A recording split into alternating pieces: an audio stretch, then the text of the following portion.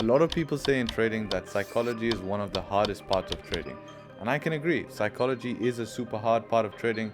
But what I failed and what I struggled is, okay, how do I fix my psychology? What's the steps I need to take? And really, I found this from just learning and experience. And that's what I'm going to share with you guys here today. I'm going to share with you the steps I took and what I found out, fix my own psychology in trading, and how I got better to be more disciplined, find issues that generally just came and overcome them. Because when you enter a trade, the amount of emotions you go through is crazy. You have fear to begin with.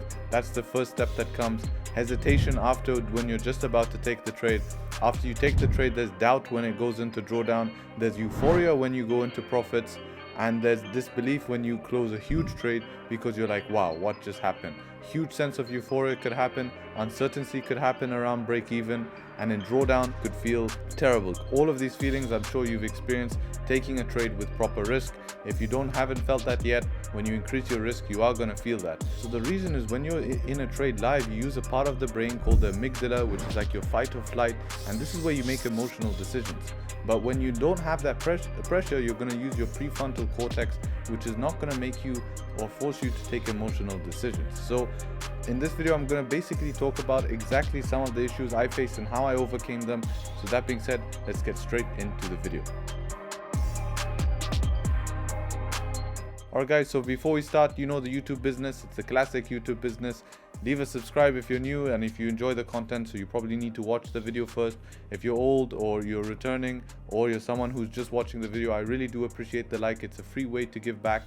I know all the YouTubers say it, it's something crappy to say, but you have to do it. It really does help get this video out to multiple people who can benefit from quality content that I put effort to make. And if you have any questions or want to be part of a free community, there's the Discord channel down below. Be sure to check that out. Great free community, great place to start, no BS, and I'm sure you'll find it beneficial. We do live stream as well. All of that out the way, let's get on to the video and start with some of the points. So the main thing that people fail to understand is that psychology is individual. They think that psychology is like, have risk management, don't hesitate when taking a trade. No, that's wrong. That's basic. That's what other people teach. That's what they say. Psychology is this, this, and this. And in reality, psychology is not this, this, and this. Brain is one of the most complicated things that we know in the human race and in the universe at this point.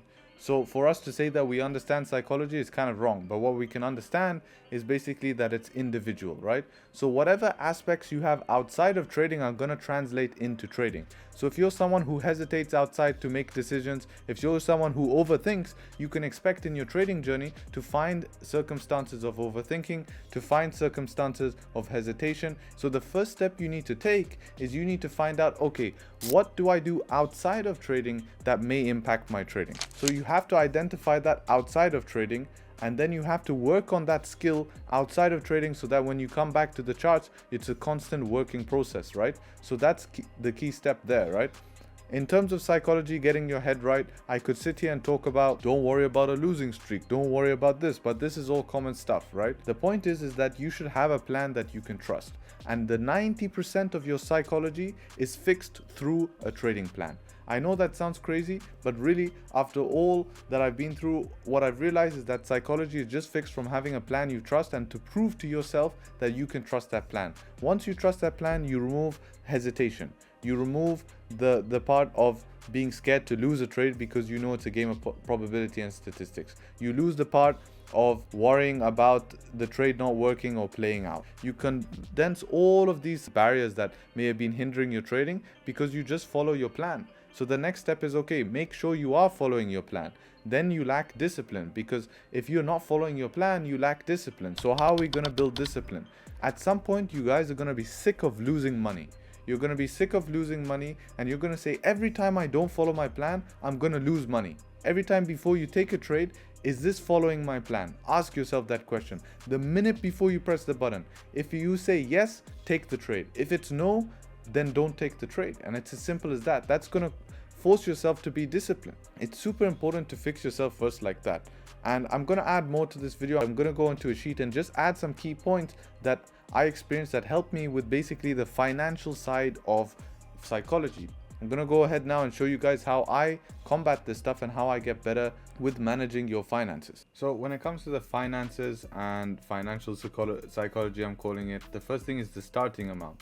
You should start an amount that you can afford to lose, but also you're comfortable risking. An amount that you still feel but is not enough for you to be like, okay, this is scary. You know, that might be $50, $100, $10, $1, whatever that may be, but that should be your starting amount. If your starting amount, I would say, is less than $10, then maybe you need to save more money, because the problem is that for you to increase from like, let's say $2-3 to like $20 is going to be a big jump, but in reality that's not much of an increase, right? That's not much of an increase. So when you're thinking of your big goals, trying to get to $500, $600, $700, you'll have to do really big jumps, and that's going to affect your psychology, right?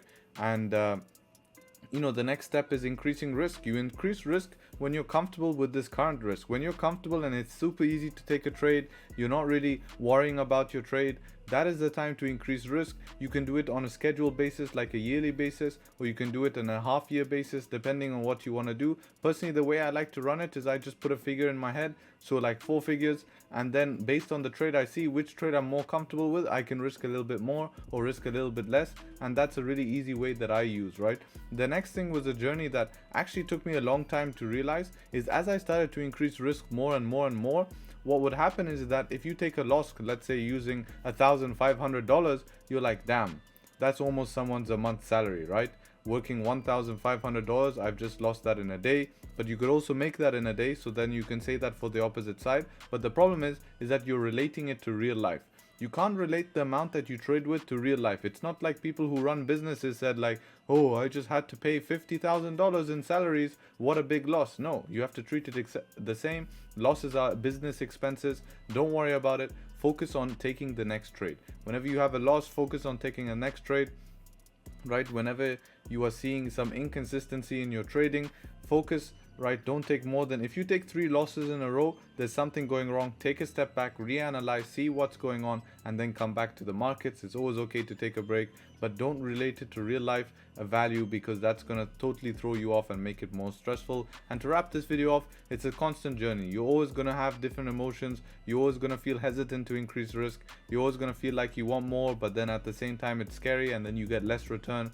So it's going to be a constant battle of pushing yourself to get to the next level, and then not pushing yourself too far over the edge that you're going to end up affecting your psychology and affecting your trading. So it's a constant battle you're playing, and yeah, you just have to find that fine balance and start to slowly put all of these factors together, and you'll be on your way to increasing risk in the most stress-free way possible, while still progressing at a fast rate, because that's what we all want. So we want to be optimal, right? We want to have optimal performance, and that's the way to do it. So I hope this video helped. Let me know in the comments if you enjoyed it. Appreciate you guys watching to the end as always.